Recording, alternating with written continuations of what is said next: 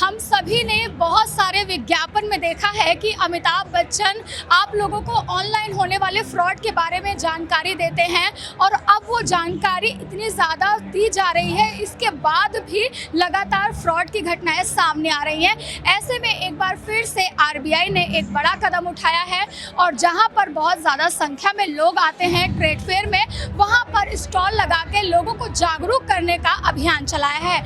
यहाँ पर एक जादूगर के माध्यम से ऑनलाइन फ्रॉड के बारे में जानकारी दी जा रही है, बैंकिंग के बारे में जानकारी दी जा रही है। आइए दिखाते हैं आपको कि किस तरह से एक जादूगर ने एक इंटरटेनमेंट करते हुए एक अच्छी सी जानकारी दी जो शायद लोगों को समझ में आए।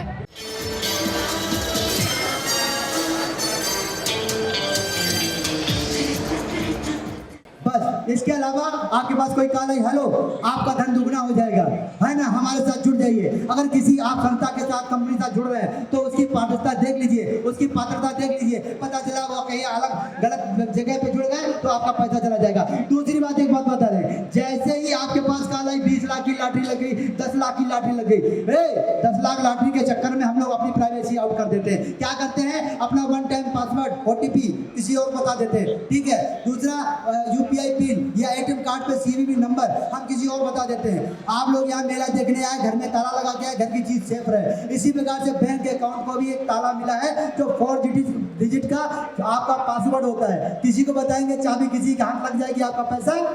अगर किसी इंसान को किसी भी तरह की परेशानी बैंक से रिलेटेड है तो वो इस तरह से cams.rbi.org.in पर जाकर इस तरह से शिकायत कर सकते हैं और उसका समाधान 30 दिनों के अंदर किया जाएगा। अगर ऐसा कोई प्रॉब्लम होता है तो मेल के माध्यम से भी जानकारी जुटाई जा सकती है। इसके अलावा आप देखेंगे कि मेरे सामने इस तरह से पोस्टर लगाए गए हैं। कभी आपको नोट से संबंधित कोई इन्फॉर्मेशन चाहिए या आपके नोट फट गए हैं तो किस तरह के जो नोट हैं वो आरबीआई द्वारा स्वीकार किए जाते हैं और किन को अस्वीकार कर दिया जाता है। तो अगर आपका नोट इस तरह से सिंगल नोट है और 2 टुकड़ों में कटा हुआ है तो आप इसका पूर्णतः मूल्य हासिल कर सकते हैं। इसके अलावा अगर आपका नोट जो है वो 3 टुकड़ों में डिवाइड हो जाता है तो इसे आरबीआई स्वीकार नहीं करता है।